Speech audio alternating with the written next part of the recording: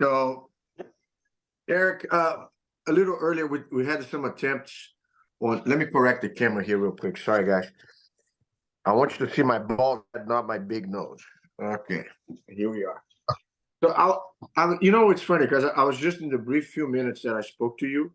I learned so much, little nuggets of details that I had no clue, but I do remember when I associated the image with the persons that you were mentioning.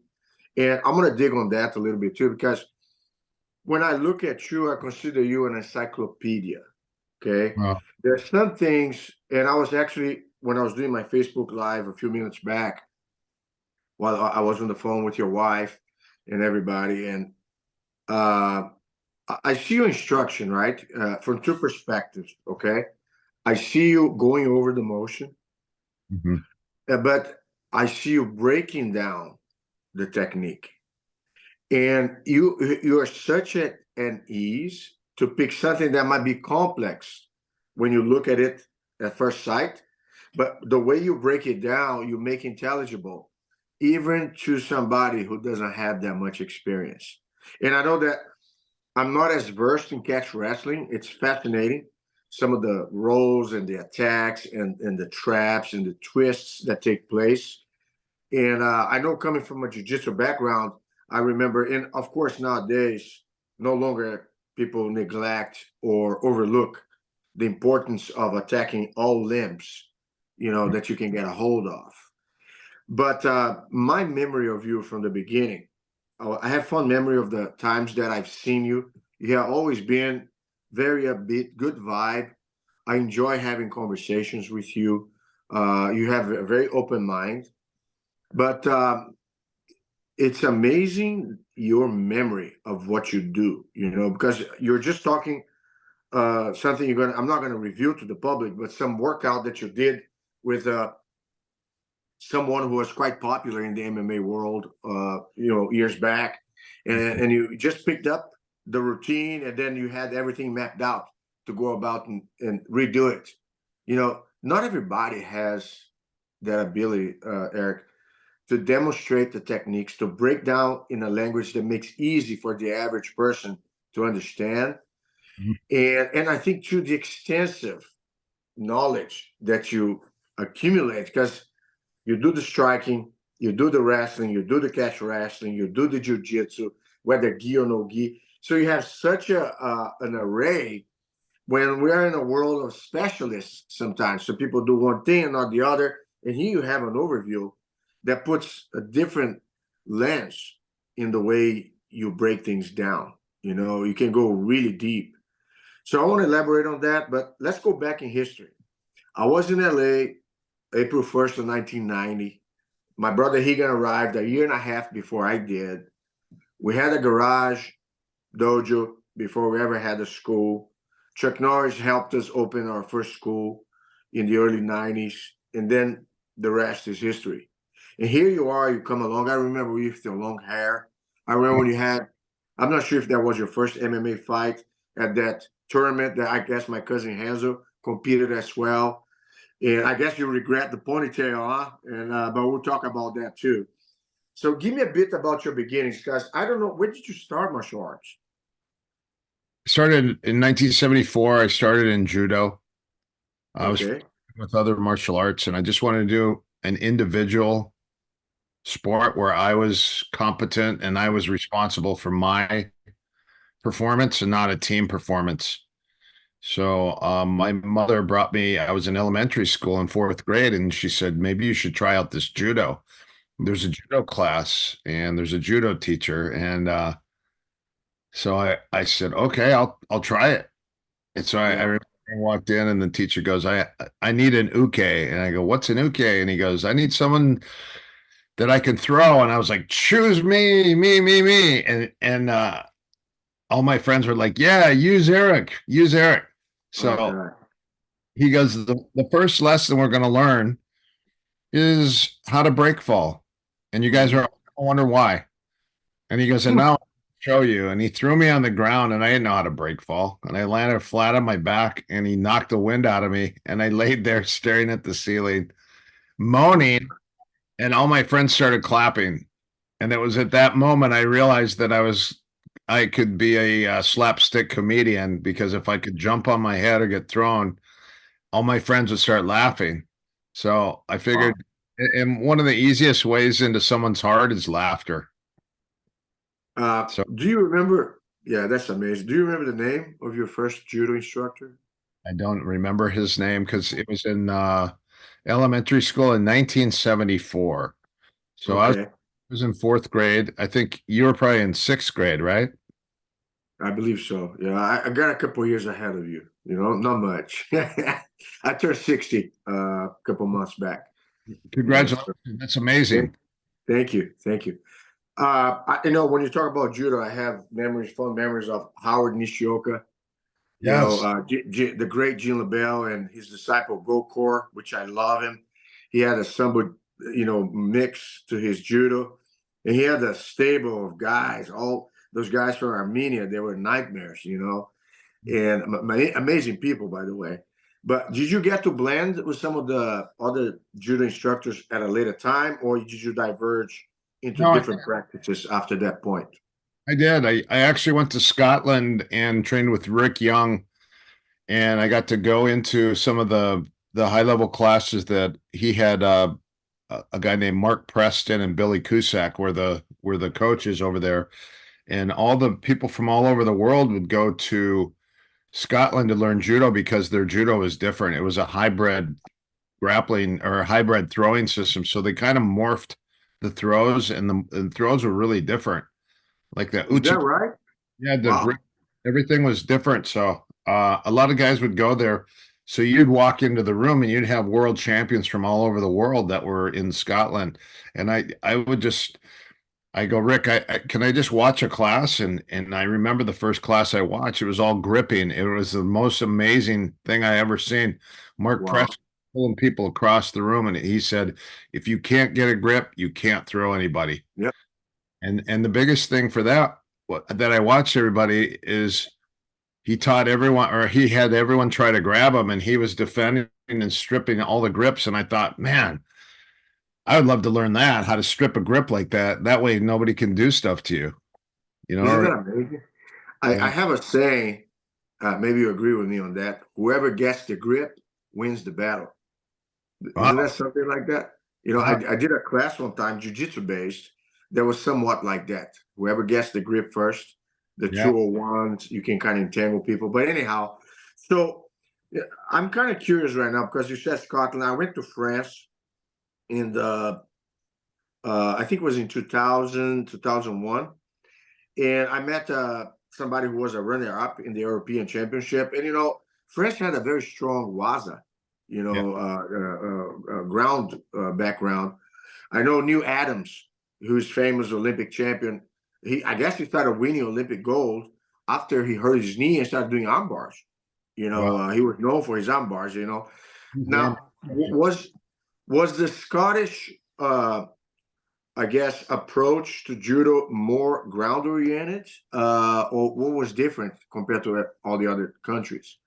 their throws extremely aggressive. They had their training was always split in half, so they did all their throwing stuff, their grip fighting, then they'd run dory. And then when they go to the ground, they go, okay, we've got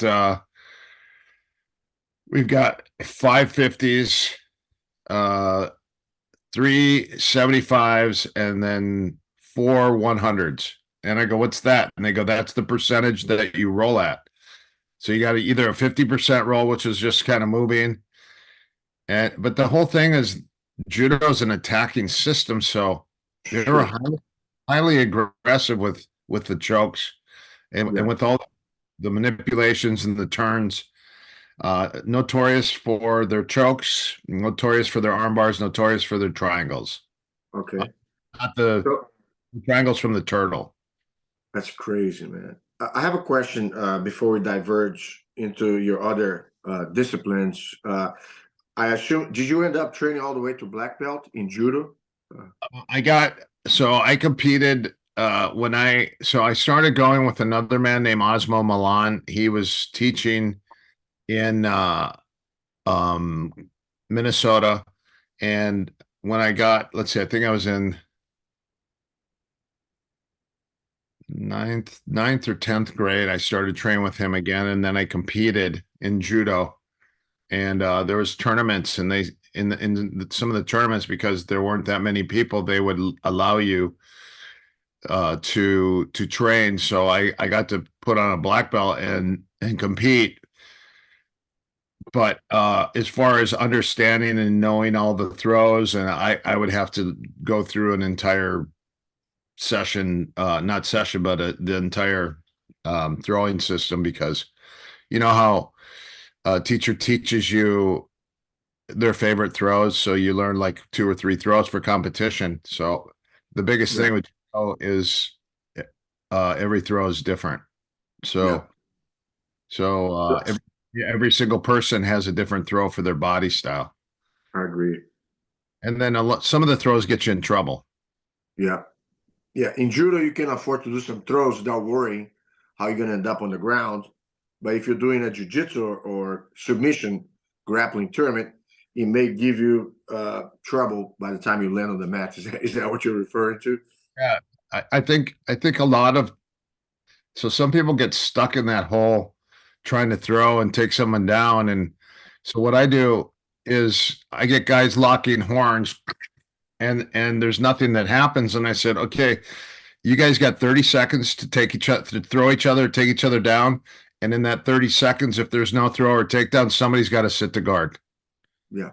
You don't jump to guard. You can just sit down and go Yeah. stand ground, but we need to get to the ground after 30 seconds. Otherwise, I mean, I was at a jiu-jitsu tournament with a bunch of guys recently. A bunch of black belts were competing, and I sat and watched. These guys would lock horns, and nobody Yeah. would throw each other, and the time would run out. And I go, these guys didn't even hit the ground. I thought this is Brazilian Jiu-Jitsu. I thought we're supposed to get Yeah. to the nitty-gritty where all the magic happens. And Yeah. then they award one guy, an advantage because he attempted to throw the other guy, but nothing happened. Yeah. It's kind of like when you talk about tournaments, whether jiu-jitsu or submission grappling, there are some ideas that I think they're innovative or good, but in the scheme of things, it kind of sucks when the format allows for people to be in a stalemate and no clear technical transitions take place. So in terms of you watching it, you can see two very talented individuals going against each other, but the action is not there because the rules, I guess, like you say, they lock horns and nobody makes a move to change the situation. I agree with you. It can be kind of like disheartening, to say the least, because you're going there and you see two guys who are very talented, but you don't see much going on. And yeah, I agree with you, man. I'm not sure how. I guess some people try different rule sets and stuff. It's still a question to be answered. Yeah. But going on, so what happens after your judo experience? What else did you dive into from there? Well, my brother was a wrestler, so we used to always get in living room matches because he was a year older than me. So he would always argue who would win in a fight, a kickboxer or a wrestler. And he goes, a wrestler will always take a kickboxer down. Now, so you're already doing kickboxing though back then? I started Taekwondo in 6th grade. So I started Taekwondo in 6th grade, but it was all sparring. It wasn't forms. It was all for competition. So it was Oh all, wow. and then my teacher said, there's something coming up called full contact karate. If you're interested, you have to start boxing. So Oh wow. he got my dad to throw me into Golden Gloves boxing, and when I was in 8th grade.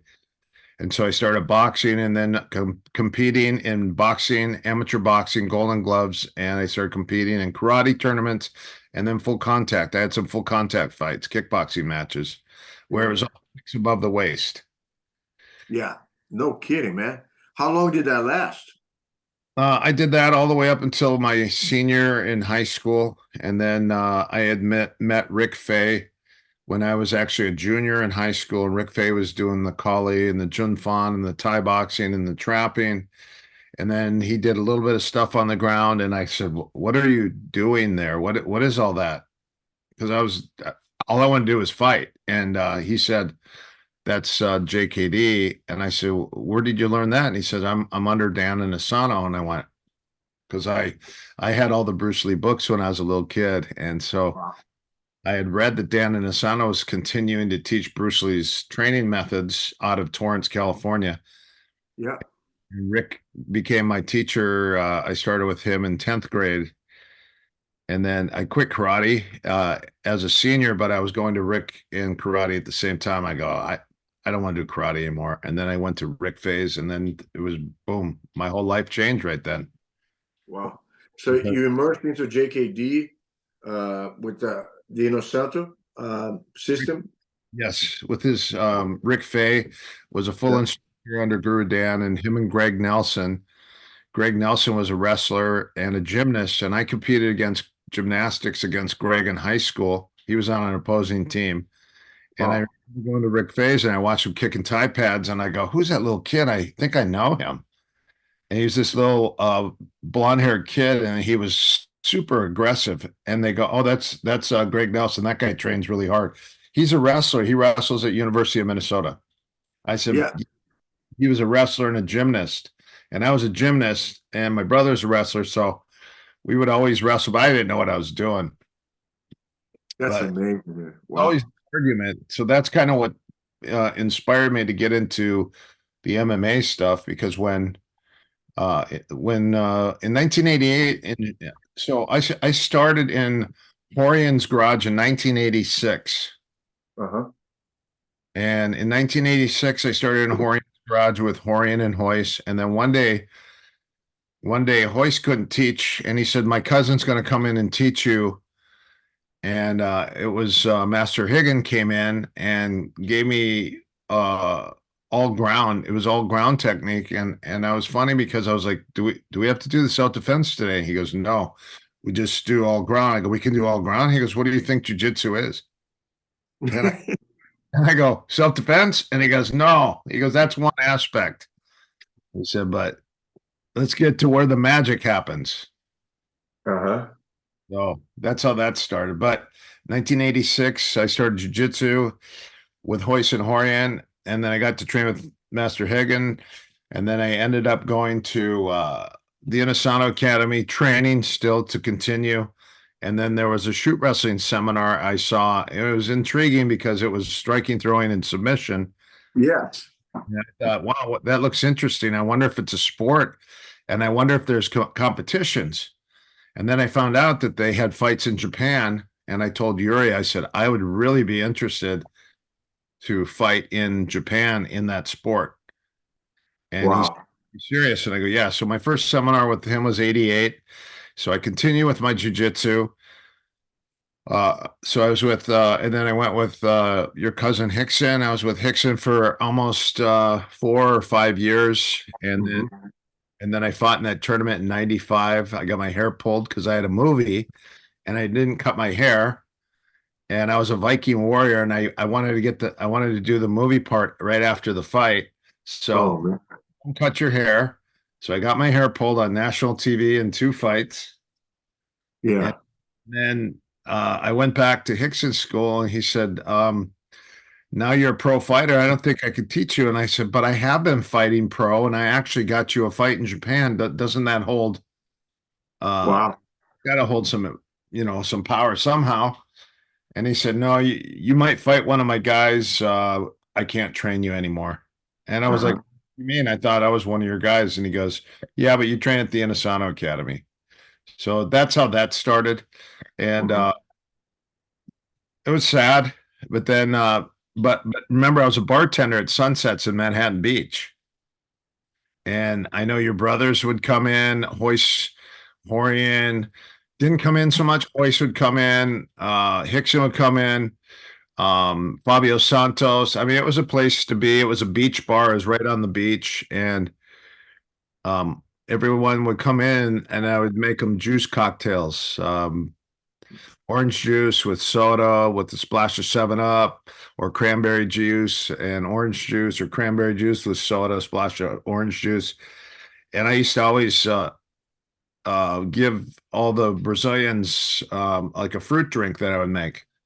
And and I was bartending, and it was funny because it was 95 after my fight, and that's when I got kicked out of Hickson's, and he said I can't train you anymore. And I was like, wow, I can't believe it. Okay, Mhm.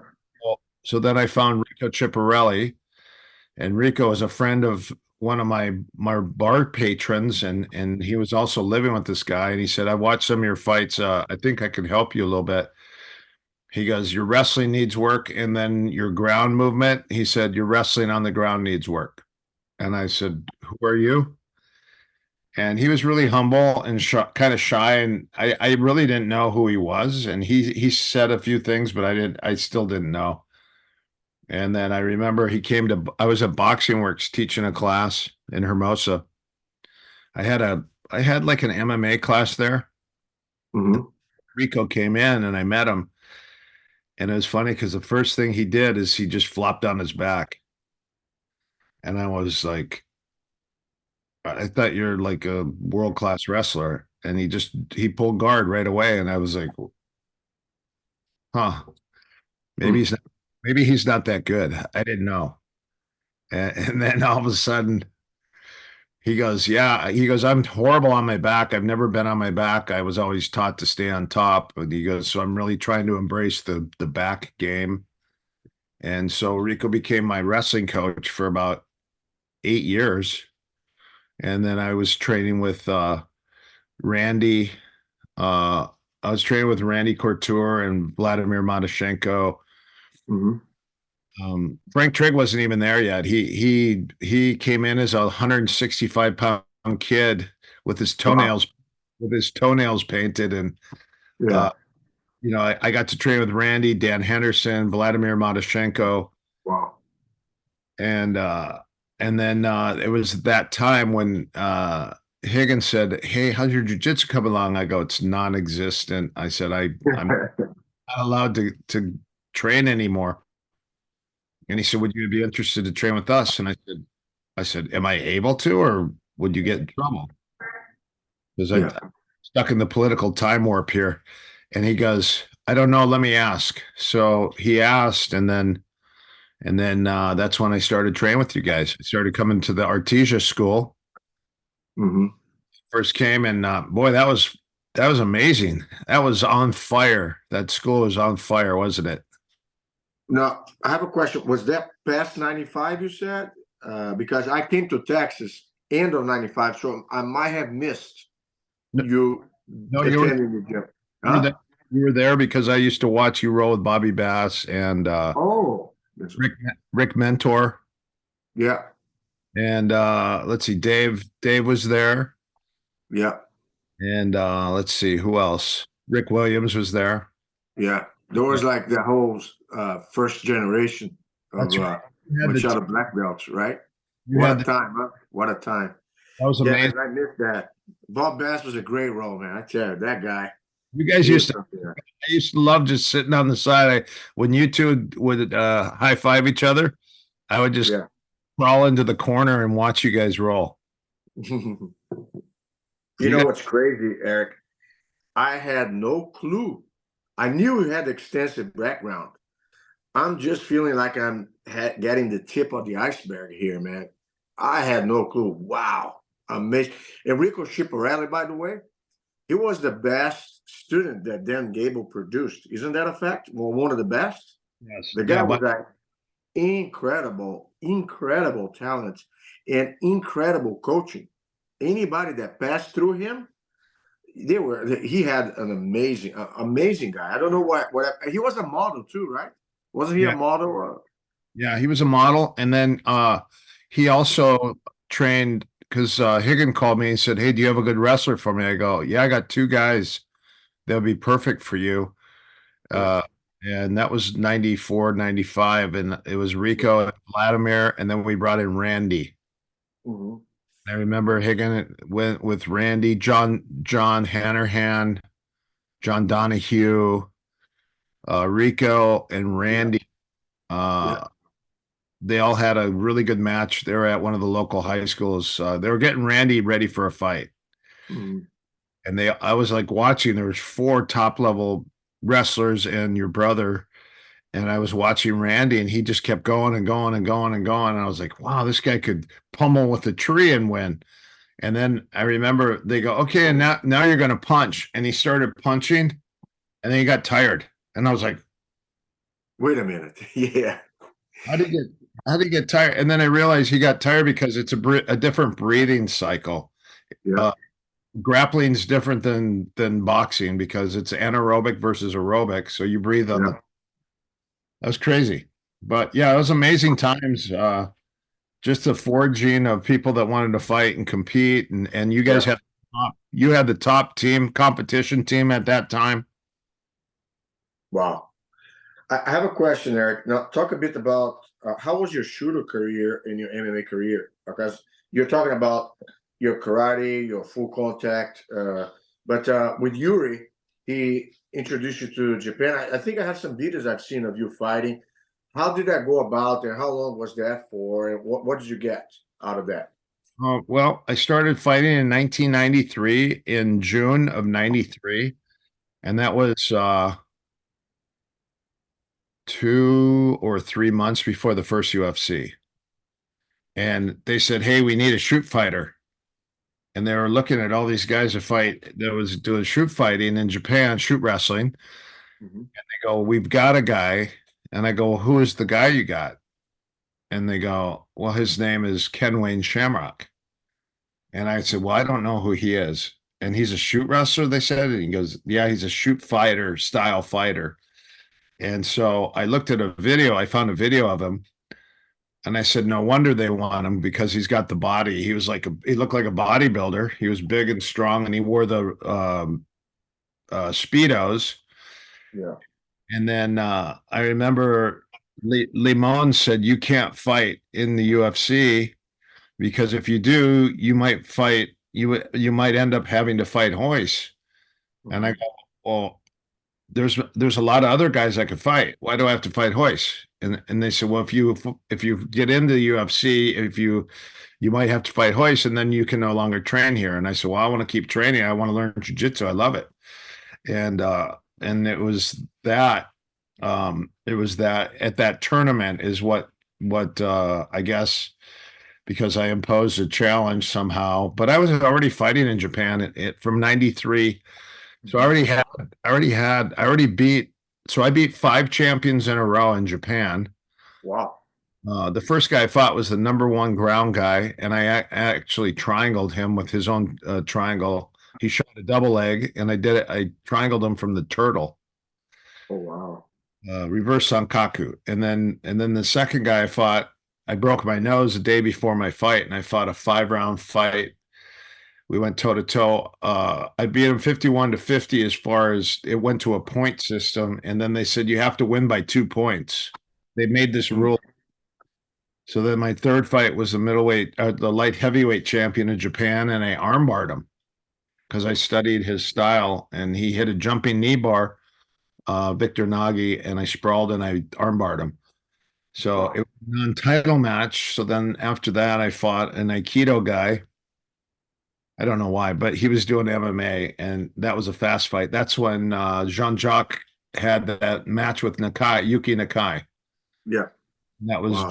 that was John and Jean-Jacques and Higgin were Yeah. there, Yeah. and then so I was on that card. Yeah. And then the I'm next, putting the charger on the phone, right? Keep talking. I'm listening. I'm not missing. Keep talking. well, anyways, so I So fought. were you a champion too in Shooto, or what accolades did you get there? I You got get two. Yeah, I got 2 belts. I was the first American to fight in Japan in Shooto, and then I win. And then I fought continually. I beat 5 champions, and then I took their belt, the light heavyweight belt, in 1996. And then after that, I had some other matches, and then I had to defend, and I won another belt in 1998. So I got 2 belts, and then I fought all the way, and then they started cutting my fights down. So I said, listen, I'm a pro fighter. I can't fight once a year and call myself a pro fighter. Yeah. Uh, so that's when I did the Pan Ams, the '96 Pan Ams, when it first was in Redondo. and I got a gold medal in that. And then after that, I went to a bunch of other events. I cornered guys, I helped guys, but I was getting ready for fights. So there was some competitions that I couldn't do because I was fighting a week later. I should have just competed regardless, but I don't want to go in a pro fight with a tweaked ankle or whatever because Yeah. you got to run. Sure. So I was rolling every day. I'd never stopped rolling. I was rolling and sparring every day because I knew the secret to getting good was just getting on the mat and rolling. And the difference between Machado system and the Gracie's would be if you got caught, let's say at Hickson's, if you got caught, you would stop and reset, and then you start again. And then you acknowledged like, hey, I just caught you, I just tapped you out. Okay, good, thank you. Let's go again. I remember training with you guys, and first, if you got caught, you go, okay, great, keep moving. And I was like, you don't reset. You just kept going. You go, it doesn't matter. You just keep rolling. And you catch them again, you go, keep moving. And I was like, wow, different mentality. And then the other thing was you guys really emphasized the open guard, whereas Hickson really emphasized the closed guard.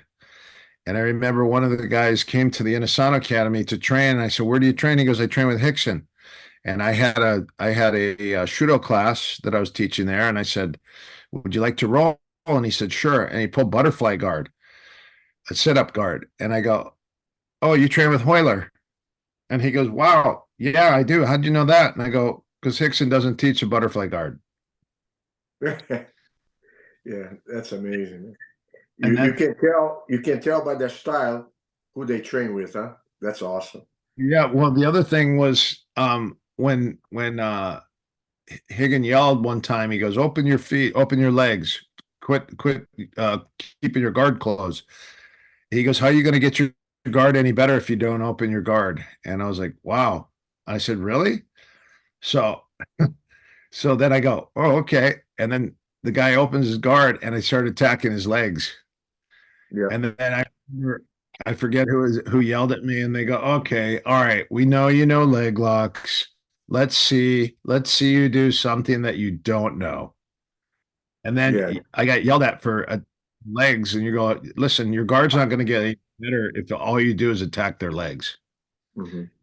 And then I remember, I forgot who said it. It was one of your brothers said, hey, why do you go so fast? Why don't you slow down and enjoy position a little more? It might have even been you. Mm-hmm. Quit being in such a hurry to get a submission. And then I said, I've got a fight in 2 weeks and I've got 15 seconds on the ground to submit my opponent. And if I don't, I've got to stand back up to my feet and kickbox. So when you hit the ground in Shooto, you had like 15 to 30 seconds to submit your opponent. Yeah, And then if not, you're back to your standing up. I got you. So everything was like a sprint to get the submission. But Yeah. I love the mentality, like enjoy yourself on the ground. When you get to a good position, just relax and enjoy yourself. And I just like that mentality because it's so different. And then the fact that you guys were based on perpetual motion, roll. If you get caught, keep rolling, don't stop, don't change positions, don't reset. And I was like, wow, that's different. And and the other thing was you guys you said you guys you're going to get caught, but that doesn't matter. What matters is the movement and the transitions, not the grand finale or the finish. Yeah. Yeah. Unless you're, and that it Yeah. was just that mentality. Wow, that makes rolling a lot easier and a lot not as much tension Yeah. because you guys when they roll they're so afraid to get caught because it's such a big deal to them. And Yeah. then you made it simple. This it doesn't matter if you get caught because it's the journey and learning the whole time. And I was like, wow, what a difference. Are you okay time wise for us to go on for a few more minutes? You Sure. good? Yeah. Okay, man, we're on a tempo here. That's awesome. So let's talk about the transition now from being a disciple or student, learning, competition, to coaching. Okay. How did you start your coaching career? Because I know you also have great names of people that you have been cornering. We talked about Brock Lesnar. We talked a bit about Josh Barnett and some of these other great names who became very notorious and accomplished in their own right in the MMA world. And then how did that come to be? Just give me a little scoop on that part. Well, so I think it was Guru. Guru said, when you're getting older, Eric, and you're getting towards the end of your fight career, you got to kind of formulate your future. So what are you going to do with your future? And it was towards the time when I got an offer to fight in Hawaii for Super Brawl after Japan said, we don't want you to fight here. We want you to become famous in America. We already know you here. We want you to make some waves in America. So maybe you should fight in America. And the only two sanctioned events in America were Hook and Shoot and Super Brawl in Hawaii. And the pay scale just dropped like 10% compared to what I was getting paid in Japan. I wasn't getting paid much in Japan. And then all of a sudden they go, hey, we're paying fighters $500 a fight. And I go, I'm not fighting for $500. Wow. And I couldn't believe it. And they go, okay, we'll pay you 1,000 and 1,000. I go, no way. I go, no. And then the guy goes, okay, I'll give you $2,000 and 1,000 to win. And that was my fight in Super Brawl.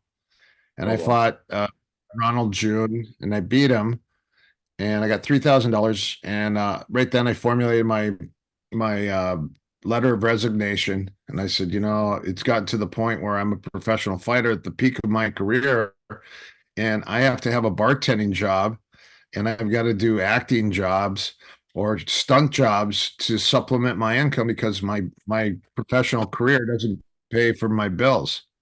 Mm-hmm. And someone said, why did you quit fighting? I go, I couldn't afford to fight anymore. Wow. And so that's when in the year 2000, Ken Shamrock, I grappled with Vernon Tiger White. And my friend called me, he said, hey, Vernon's going to grapple. Do you want to come and grapple with him? And I go, gladly. So I went down there and I attacked him.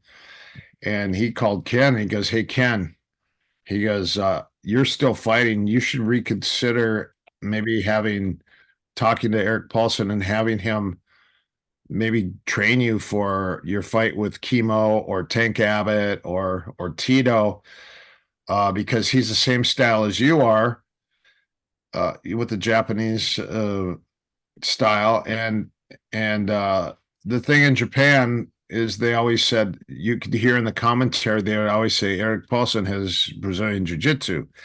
And it was funny because none of the fighters in Japan had Brazilian Jiu-Jitsu because it was before Brazilian Jiu-Jitsu had gotten into Japan. Oh, wow. So that was my secret weapon for fighting, was the fact that I got to train with you guys, and it helped me with my transitions and my counters when these guys were basically judo, Japanese jiu-jitsu, which is an attack, catch wrestling, and then sambo and wrestling, along with striking. And none of them had Brazilian jiu-jitsu. And it was the Brazilian jiu-jitsu that I had mixed with the catch wrestling is what made me a different style fighter than anybody else. Wow. And it's funny because I got accused from the past of teaching Brazilian jiu-jitsu in Japan. I said, first of all, I'm fighting professionally in Japan. I'm not dumb. I would never indulge my secrets to the Japanese to show them what I'm using to beat them. Yeah. So that's why, and tell me about the Ken part. So you ended up training Ken for his fights, or did you get to roll with him beforehand? Everything, yeah. I was his training partner, and so I was about 210 pounds. And he said, listen, I'm fighting Chemo and I'm fighting Tank. And if I have to spar and roll with you every day, you need to get bigger. And I was like, why? And he goes, because you're 30 pounds lighter than the guys I'm fighting. said, can you get bigger? And I was like, well, I could stop dieting. And so I was driving to San Diego 3 days a week. That's 5 hours of time, 5 or 6 hours, two hours down, 2 hours to train, two Wow. hours. And so I would eat a bagel. I would go to Brugger's Bagel and eat a turkey bagel for breakfast. And then on the way back, I'd get Arby's, Yeah. Arby's roast beef. That's a good diet Just, right there, well, huh? well, not the Arby's front. roast beef, man. What are you talking about? My wife here, she loves even now. We don't eat that anymore, but when my kids started to come, you have those pregnancy, urges. Arby's was one of them. You know, that Krispy Kreme and Ben and Jerry ice cream. We I can don't, talk about all that stuff. I But don't, now, did you end up putting weight for Camp Shamrock? yeah. So I went up to about 230 Uh-huh. and it was done through diet, nothing else, just Yeah. diet. Yeah. Because I had been dieting for so long and not eating, and then all of a sudden someone goes, "Hey, what's it like when you retire from fighting? What did you find is different?" And I said, "I figured out that food tastes good."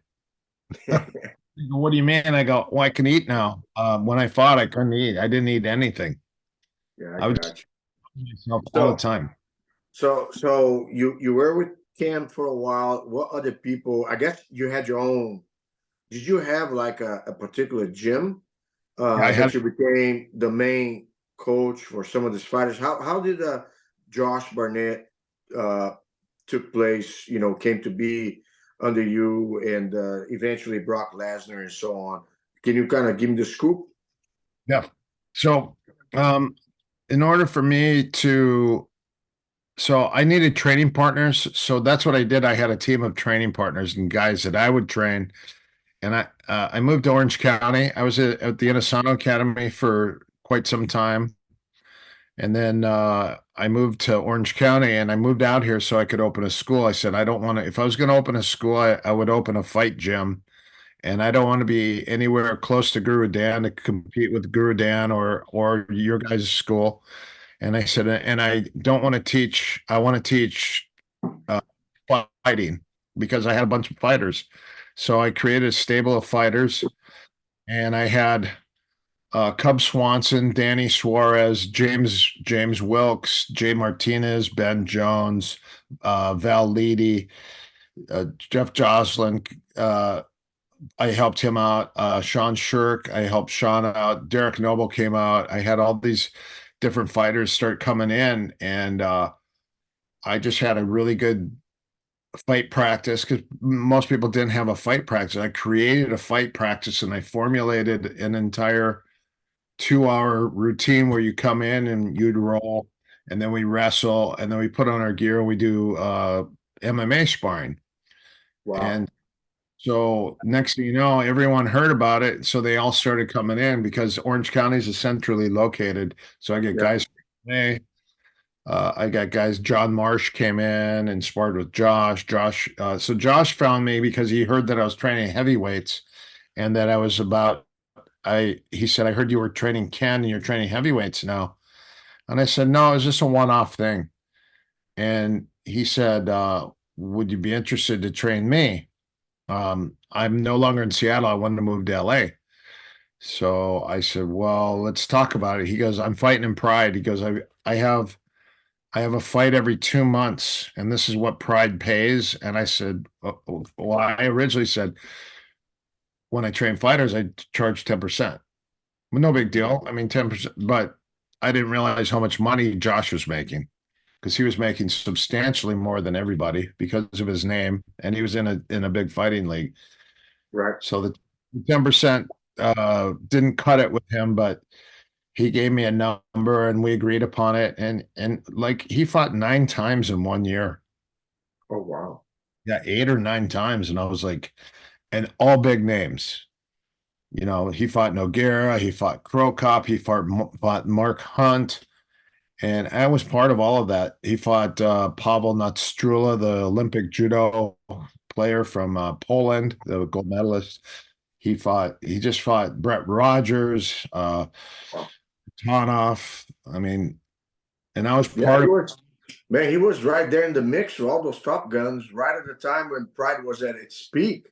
Yeah, so for me that was exciting for me because I got to go back to Japan. So I've been in Japan 42 times. Wow. And So how did Josh do in his career? What was his record? Because I know we all, as we keep doing this, we grow older, our body starts to kind of show the signs of all the wear and tear. But he was for a while riding a big wave. How was his career overall? that was really good. He had a very high success rate of winning. A lot of it had to do with if I could put my hands on him and train him personally as much as I possibly could, and he would listen to me, he was pretty victorious because I was extremely good at game planning, strategy, tactics, and conditioning. And we sparred and rolled every single day. And uh, heavyweights don't run. Hmm. But then I said, you know what, Josh, it'd be really cool just for an experiment that you go up to Big Bear and train with Quentin Jackson in his camp and run with all those guys. Wow. And I remember I had to go to England to do a seminar tour, and I got done and I came back.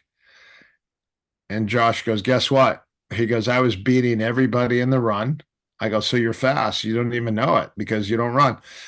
And he goes, well, I disagree with running. I think that sparring and wrestling can do the same. I said, no, I think running is the icing on the cake. It gives you the so I think wrestling, grappling, wrestling, submission, and takedown and striking, sparring is your wax job. And I think that running and pad work is the buffing. That's how you buff out your wax job.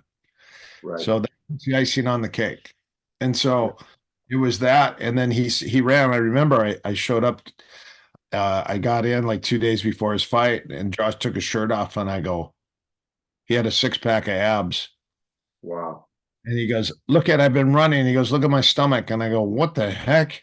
I go, see, I told you. And Yeah. he fought Mark Hunt. And we formulated a game plan. I said, Mark Hunt, if he hits you, he's going to hurt you. So the whole game plan is what? And Josh goes, that he doesn't put his hand on me. I go, perfect. I said, so you're going to walk out and you're going to stuff him with double hand stuff. And then you're just going to tie him up, take him down, and submit him. Mm-hmm. It was a 44-second fight. Mark Hunt didn't even get to throw a punch on Josh's face. Yeah. So, Man, Josh, he yeah. had a vicious Kezagatami, and man, his catch wrestling leg attacks, they were incredible. I mean, that guy with that height and that reach, he Yeah. was a scary dude as he was. I mean, 6'3", super huh? aggressive, 6'3", 265 pounds. And Yeah. then it was during that time process that Greg and I were best friends, and Greg called me and he said, hey, listen, he goes, I have a contract. I'm training Brock Lesnar. And I just got done fighting my last fight in 2007. I fought for Mark Cuban. I fought Jeff Ford. And Brock said, hey, so Greg called me and he said, Brock's interested to see if you would fit. If you want to come up to Alexandria, Minnesota and train Brock with me. So Greg brought me into the camp and I became one of the coaches. And there was a group of about 4 coaches, and I did boxing, I did kickboxing, we did some of the catch wrestling stuff on the ground, and then he brought Comprito in because Comprito's 6'3" or 6'4", Yeah. 6'4", and he would roll with Brock and offset his balance and because Frank Mir and some of these other guys he fought, that was kind of their style. So he really got a mixture of wrestling, striking, boxing, clinching, and hitting. I mean, he had the full gambit, and he hired everybody to come in and play their part. Plus, he had the top Minnesota wrestlers there that would push him, and that trained so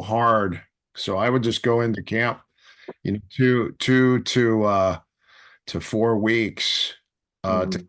to help out, and then I would be at his fights. And that happened. That actually lasted for 7 years.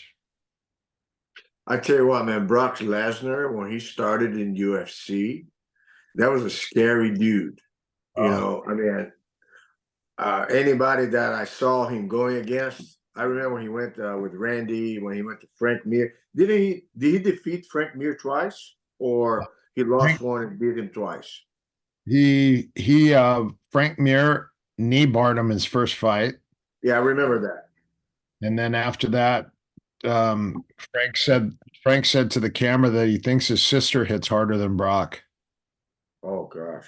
And I was like, I wouldn't say stuff like that. I mean, Brock's he's a deer hunter and a farmer, and he likes to kill things. So I don't know. He just, you know, just kind of a guy I wouldn't say stuff like that about. Right. Now, So, so there were two other matches, and was that a trilogy? That one? I think he fought Frank. I think he only fought Frank twice. Oh, okay.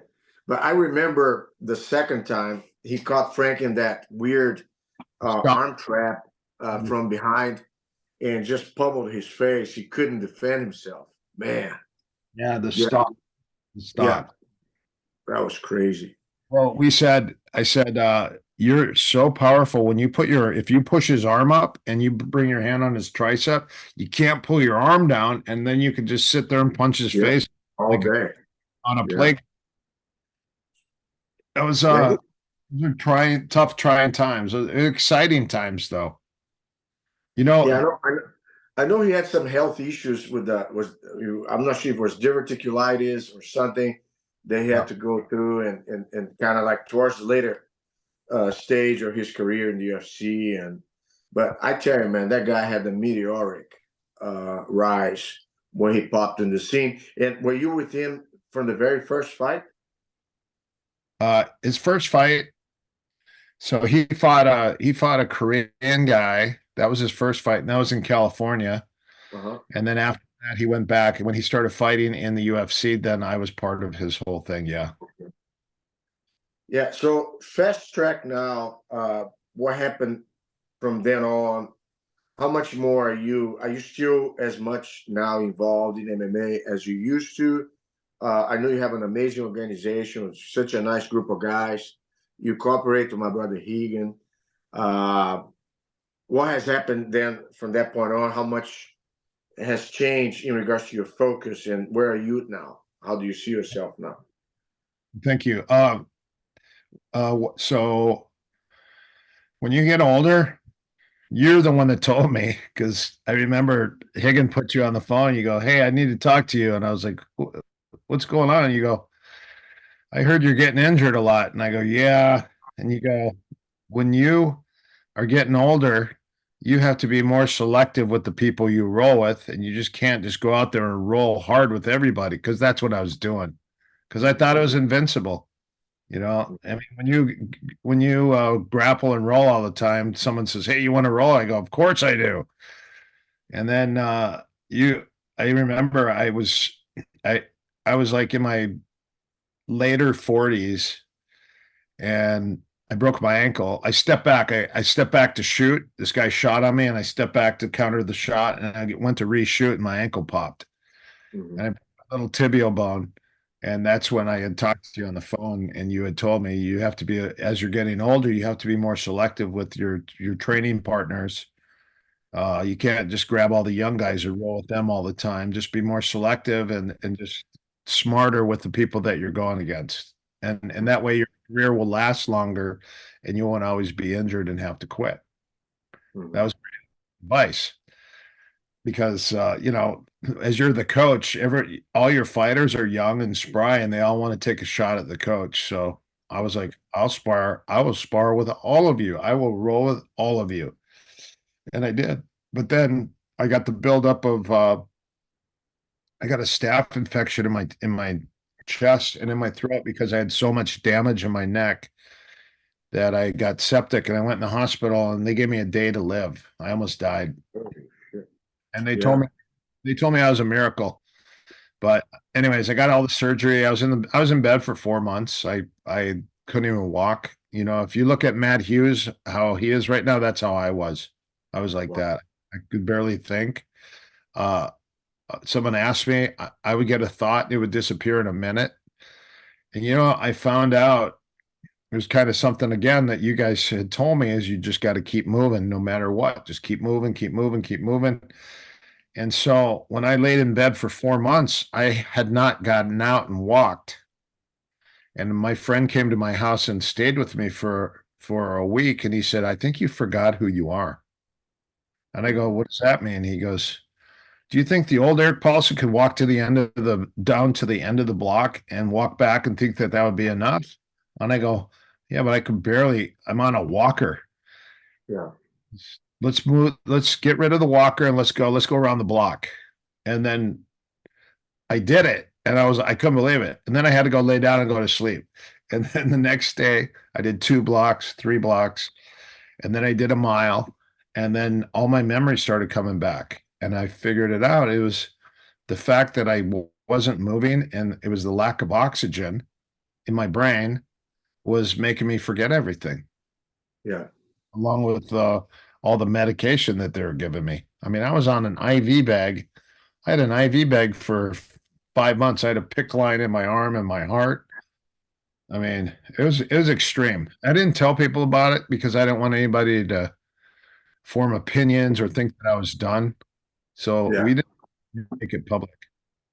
You know, this reminds me of when the Dark Knight rises, kind of like the scene of Bruce Wayne in the prison, and he had that scene that he had to climb the wall where no other prisoner had ever accomplished, and he had to do it without any help.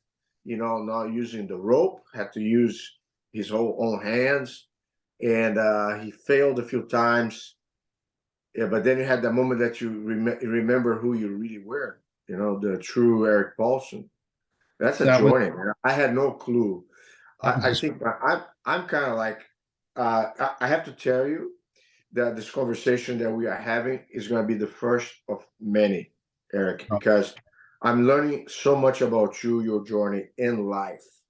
You thank know, and we're going to pick specific topics to dig a little bitter, a little deeper. I'm sorry, but I want to kind of go into where we were. You had that journey where you got yourself back on your feet, and then you're here now.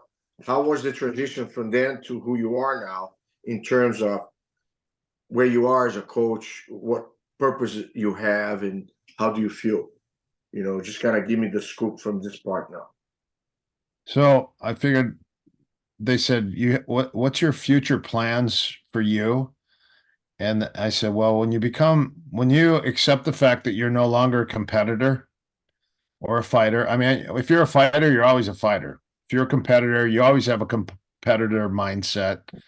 But maybe not being in the arena anymore, it's the next step of your life. So what do you do in the next step of your life? So I started commentating, and I did a bunch of shows. And Can you tell me a couple names, some of the shows that you did? so when Rico Ciparelli had the PFL, professional Yeah. or PSL, professional submission, he wanted me to be a commentator on that. And it was funny because I was going to go down to do it, and Frank Trigg stepped in my spot and grabbed the microphone and sat down with Eddie on the side of the mat, and they started talking. I go, I'm not going to get a word in edgewise. And Rico walks up to me. I'm sitting in the audience. He goes, "How come you're not down there?" I go, "Frank and Eddie grabbed the microphone." I go, "So do you think I'm going to get a word in edgewise? I'm not going to sit and try to say something if I don't get a chance to talk." So I said, maybe just have Frank and Eddie do it. And he goes, "So you don't want to do it?" I go, "No, I do." But Eddie was already down there, but Frank overstepped me. So I said, "So just let him do it, When I you guess." talk about Eddie, is it Bravo? Eddie Yeah, Eddie Bravo? Bravo. Yeah. Okay. And Eddie, boy, he can talk too, and he's entertaining. So, Yeah. and so him and Frank were doing it, and I was like, okay, well, I'll just step back. So I got hired to do a commentary for Brazilian fights. It was when Dan Henderson fought, and let's see, Tom Erickson fought, and Yeah, yeah. I Brazilian Brawl or something like that. Rico on the rights, Dan, all those guys fought, and then I commentated that, and then I was supposed to commentate HDNet fights. So HDNet fights, my deal was to I fight. remember. Was that Mark Cuban stuff? Yeah. And I so the remember. deal was that I would fight and I would win. I would fight and I'd win, maybe get a belt, and then right after I'd start commentating, and I would become a common color commentator on HDNet fights. Sure enough, all of a sudden I go, okay, I'm ready to commentate for HDNet fights, and they go, oh, we got Frank Trigg, and I go like, what? Oh man. And I was like, that's the second time it happened, and then I was like, what the hell? Like, was this guy like taking jobs out from under me left and right? So then Frank worked his way into Pride and became a commentator in Pride. He's a good one, by the way. Yeah, Frank he's a Trigger is a great good commentator. Yeah, commentator, good speaker, good words, charismatic. yeah, So, anyways, he wanted to be a commentator so bad. And for me, I was just like, well, okay, there's other events. So then I did Bodog fighting. And I just have to say, when you do Bodog fighting, don't ever commentate after Josh Barnett. That guy knows too much. And he knows too much about every single person. And they asked him about every fighter and everything. And he knew their camps, their techniques, their style, their coaches, their training partners. And I was just like, and then they handed me the microphone, and I was like almost speechless because it was now, hey, what do you think about these two fighters? And I was like, I can't even compare to Josh. So, yeah. and Man, that you one was tried, right? You tried. You gave it a try. sure did, but I sucked. Even the producer walked out, and Josh coached me what to say. And so I did that, and then they said that uh, Joe Rogan had some things coming up, and was contemplating stepping down from the UFC. Oh So wow. there was talk that the one of the color commentary positions would open up. I don't know if it was. I said Joe Rogan's the best commentator in the world. I said nobody even can compare to him. I Yeah. wouldn't. I could never fill those shoes. He knows You don't want everything. to mess with that. You don't want to mess with that, right? Yeah, and I said that would be the same thing as me commentating after Josh. You know, Yeah, I I couldn't got you. stand up to that. So these are a few things. I had more Yeah. things that I did, and then I just started doing some video stuff. I had a TV show. It was called The Pugilist, and it was shot at our gym, and it was showing a bunch of comedy and fighters and all the daily activities going on in our school with Josh Barnett, Babalu, Hector Lombard, Craig Wow. Wilson, all these guys, because there was so much weird stuff going on, and guys would come in and guys were getting hurt, and I'm Yeah. yelling every day. They film me, and I'm yelling at the top of my lungs. Yeah. It's And kind of like The Office on an yeah, MMA version, right? You have all that drama, Hey, how long did that last for? it lasted until, let's see, well, it lasted until I quit training Josh. It was towards the end of his fight career. He's still fighting. I don't think he's officially retired. He's doing a lot of pro wrestling matches. He's really promoting the pro style wrestling matches they call blood sport. And I actually went to one. He gave me an award at one, which was nice. So we had our different. Let me interject, but it was all a natural transition. It was not like you and Josh were not seeing eye to eye. So No, you, as a coach, you figured this is uh, how far I want to go. Is that how you well, went? no, it got to the point where I don't think he appreciated me uh towards the end, and we had unresolved issues that had not been talked about. And then I cornered him and he didn't listen to me. And it's like he didn't want me to be there, and I was there. And then I was like, you know what, I'm done. I don't want to corner somebody that doesn't want me here. So I don't want to be negative about it. I just said, I think everyone has a shelf life with somebody. And I said, maybe my time's up. Maybe it's time for you to go do your own thing and become your own coach. Because when I was coaching fighters, towards the end of my career, a lot of these guys wanted to have my job. They wanted to be Mhm. a coach. And they kind of got jealous that I was the head coach. Why are you the coach? I Why am I? got you. And I sat everyone down and I go, if I could still fight, if people would like to watch an old guy fight still, I would be fighting. But since people don't want to watch an old guy fight, I'm now a coach. So I am your coach. And if you have a problem with that and you want my job, you don't have my job, because I have my job because I can't do your job. If I could do your job, I would be fighting and you'd be my coach. But since I can't, I'm your coach. And if you have a problem with that, then you need to go somewhere else. That was Got it. you. And that's how it got, because a lot of guys wanted to become the coach and no longer a team player. They wanted to be the team captain. Yeah, you have the clashes of egos on occasion, and I guess it Yeah. can be a difficult thing. Was that heartbreak for you though, or was that an easy decision? It was a huge heartbreak. Mhm. A huge heartbreak, because here I got these fighters. I was on the Ultimate Fighter show with Brock, and then I knew Brock because of his diverticulitis. He went from this huge training camp to just this small ghost camp, and it was just enough to get him back in the cage so he could fight a couple more fights and then go buy combines and go farm up in Canada.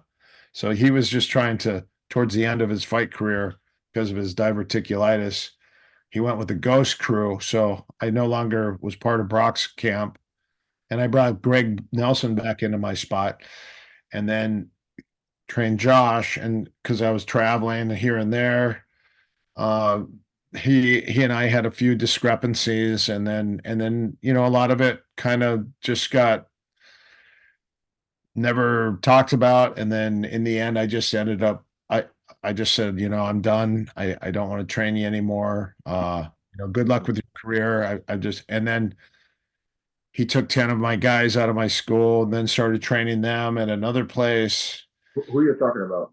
Who Gosh, did? Okay. gosh. And that's okay, because I even said, because you're managing guys, I allowed him to manage some of my fighters, because I don't manage anybody. I just train them. Yeah. I don't want to deal with promoters. So I said, because some of the promoters are skeezers, and I just said, I don't want to deal with promoters. So if you guys want to get your manager. So Josh became their manager, and then he told everyone later that he was their coach. And I said, I'm your coach. You're in my practice. And next thing you know, I just said, if he's proclaiming he's your coach, then let him be your coach. You guys need to leave. I go, you guys need to go. If you don't appreciate me, I'm your coach. You're in my practice. You guys need to go. 10 guys left. And that was kind of a heartbreak and a letdown, because now I'm looking at a new team of fighters, but none of these guys are in the big leagues. None of Right. them. So now I got to go back to Gladiator Challenge. I got to go back to King of the Cage. Maybe a guy will make Bellator, but how am I going to go back now and start cornering guys? I Yeah. was doing seminars. I was literally doing seminars every single weekend. One year I did 65 seminars. Mhm. I was doing every single weekend, and sometimes even weekdays. And then guys would say, "Hey, can you corner me for my fight?" And I'm like, "No offense. I've Yeah. got a seminar this weekend." And then they get all mad. And I said, if I corner you for your fight, you might pay me $100. And if you have $100 to pay me, you need the money more than me. So I'm not even going to take your money. Yeah. So I said, I don't have any weekends off. So I'm going to appoint all my other guys to corner you guys. I will train you. They will Yeah. corner. It, And and that's how I got out of fighting. And I just said, I'm not going back to the big leagues anymore. All the fun and excitement's over. It's time yeah, for me to relinquish my position as the head coach, and then I gave it up to somebody else. yeah, I have to say though, as coaches, we all experience moments in our lives in which there are cycles, like you said, and that happens no matter what area of our lives. You have moments in which you have to come to terms and cut your losses or close the tie ends. I mean, the loose ends. Yeah. The heartbreaks will always be there. In my personal experience, I have learned how to deal with that better throughout the year, and I've had similar stories, not exactly the same way because the context was different. You had an MMA gym. I always been focused on teaching jiu-jitsu and having a jiu-jitsu or martial arts academy, but human interaction, human nature, it always plays out. And in hindsight, I felt in moments I had to do purges, my life improved a lot.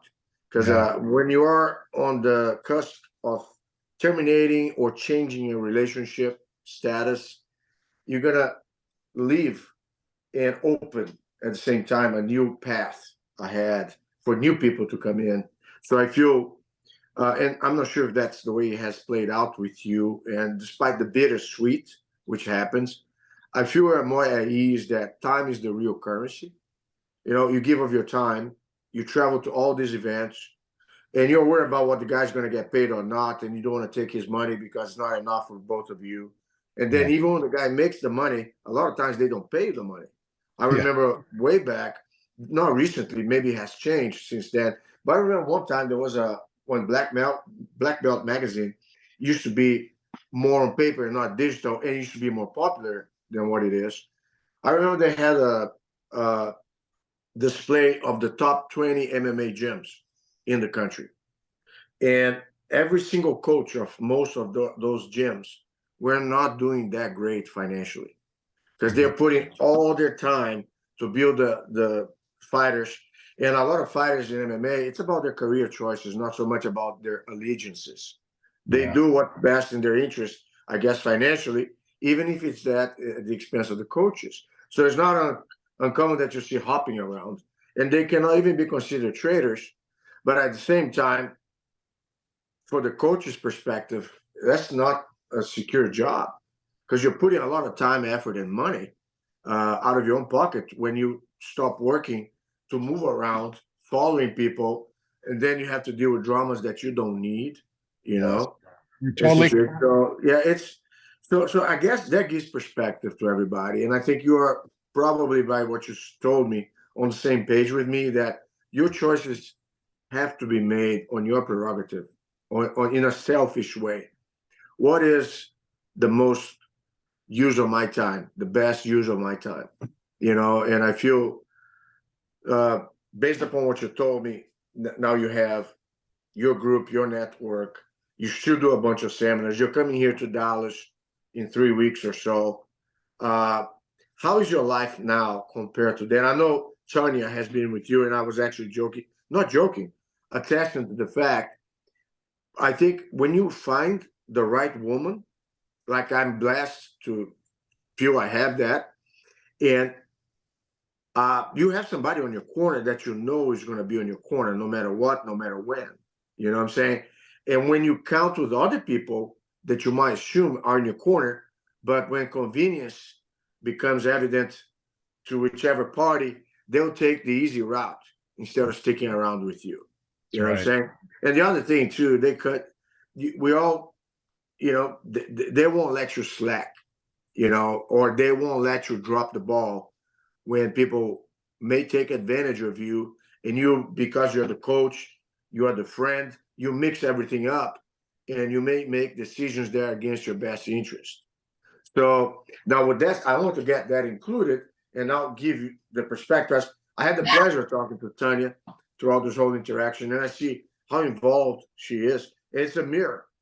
And bear with me that my situation with my wife, there are several times I didn't listen to her. We're at odds on the way we looked at things. And I have to admit, I regret many of those times in which I didn't hear her because I know she was talking from a perspective of being on my corner first before anybody else's.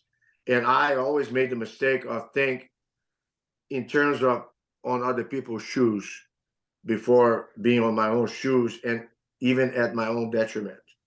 So what do you have to say about that? If you have a companion that's with you that has your back, you're a strong force because they believe in you. If they believe in what you do and they're part of what you do, you're an unstoppable force because you guys work together, you see eye to eye. As long as it's okay to fight once in a while, but if you're fighting all the time, then you don't have a common ground. Yeah. Like I like the Italian mentality. Like if everything's so great, sometimes it's fun to pick a fight anyway, so you can have a excitement. That's true. Just jokingly, but that's extremely important. And then for me, my quest after I got sick, my perspective changed, and I said, I don't want to train fighters that don't have any appreciation for what you've given them, because it's not team I, it's there's no I in team, right? But the whole thing is when you train normal people, you change their lives day to day in and day out. You change their lives. They will always pay you. They'll be happy and gracious. They won't disrespect you because they're happy that you're changing their life and you're giving them your life knowledge. And you truly have the best of intentions to make them a better person in your mind and what you're doing. So I found that going back to teaching normal students again and really embracing the arts and really teaching the Budo code, the morality thing, extremely important. Not a bunch of guys that want to be disrespectful or talk under their breath. I don't like that one. They talk under their breath, and they're, you say something and they say something because they're in disagreements, and it's like, when you're teaching class, it's a learning process, and you have a friendly environment, and people aren't there thinking that they may or may not get hurt because there might be a hothead coming in, and training. When the fighters join to the normal class, as long as they're respectful, it's great. But the second you get guys that are using some of your students for target practice, they're in the wrong class. So I just said, you know what I'm going to do? I'm going to go back. I'm going to start writing again. I'm going to start researching as much as I possibly can. And I'm going to start filming curriculum on the things that I wanted to do before. And I said, here, I'm training you fighters. A lot of you guys don't respect what I'm giving you or helping you with. And then when you guys are just going to leave and forget about me, I could be filming content and curriculum and recording things that I should have been doing, and then actually helping out the entire martial arts community by doing that, and then also recording stuff just in case that information disappears when you do. So it's good that you're filming content with curriculum. Yeah. And teaching the arts and then helping people grow. So I just went back to square one. And instead of, looking forward to going to the big arenas, training the big fighters and the big lights and trying to get my name out there, which it was never about me anyways, it's about my guys. Because when you become when you become a trainer or a coach, you have to become selfless. It's not about you, it's about everyone else. And now I just like to be service to others and really help change people's lives and empower them with information, knowledge, and then comedy. That's amazing, man. I share a lot of the same ideas, and I feel we mirror each other to a certain extent in many of the things that you mentioned. It's about building a legacy. That's what you said. You want to make sure that you change lives now, and you continue to change even if you're not here any longer. That's beautiful, man. All right, so we have the camp coming up. You're going to be here on the 3rd of February, right here on the 2nd. I can't wait to be with you and Tanya. what are the things, some of the things you like? Because I would like to sit on the mat while you're teaching and just be a student and ask your questions and interact with the students. Anything you anticipate you want to share, you don't have to be extensive. I know I've taken a lot of your time already, and I can't thank you enough for sharing all those nuggets, man. I'm going to actually, once I finish this interview and the recording is done, I might split in a couple parts. But like I said, I will revisit conversations with you on a regular basis at a time when we can talk, because I think you have a lot of good stuff to share, and I myself could listen to you all day. Invite So you're listening to me. I'd like to listen to you. What are you talking about? hey, man, but hey, I'm here now, just enjoying, man. It's so amazing. I'm learning so much about you in a crash course, so to speak. So yeah, man, I know you agreed upon showing some of your catch wrestling and everything else. What message you like to give to the students who are going to be attending the winter camp in a few weeks here in Dallas? Well, it's funny when you teach escapes, positioning escapes, that's actually probably the most valuable thing that you're teaching is the transitions and the controls and the minor small little details on controlling somebody or escaping from things. But it's funny because you get like a ho hum glum look on people's face, and the second you teach an attack, they get excited. Same with like I was teaching upper body attacks, and this guy was like, they're all like, ooh, and then all of a sudden I taught one leg lock, and oh my gosh, so like every crowd's different, but I think when you start teaching attacks, people get excited about that, and so there's a lot of different quick kills, like a quick takedown to a fast submission, like to an arm drag to a short choke. That's exciting. Dive roll knee bars, quick arm bars, side control attacks from the forearm, the near arm attacks, Hon Keiza, Kazuri Keiza, north and south, and then also the positioning. Like I created a position lock, so a position flow. So I call them star drills: star drill 1, star drill 2, star drill 3, which is based on just positioning, transitioning, and it's based upon the bag that I made. I have a bag that's got a head on both ends, and the whole objective is a figure 8, so it's based on perpetual motion. Yeah. And so what I did is I put side control, Keiza, north and south Keiza, side control mount, dismount, low body control, spider mount, reverse helicopter mount to north and south, and then the turtle, how to transition in the turtle around a person. And these are just positional. It helps people to move. And I think that is something that's good to teach beginners, and it's good to review as someone who's an expert also, because it makes you just transition and move nicely with people. And then you add the submissions. Man, I'd love to see that. I share a lot of the same ideas, and I've had some innovations based upon what you are telling me. That I always say submission is the ice on the cake. It Yeah, kind of lights you up, but the secret sauce is the transition, that's your right. ability to transition, and that's what really makes the difference. I like the flow as the overview, and you kind of get yourself into the groove, and then you go deeper as you dive into the techniques individually, and then put them together at a later time. Well, Mr. Erik, what can I say, man? Thank you again so much for your time.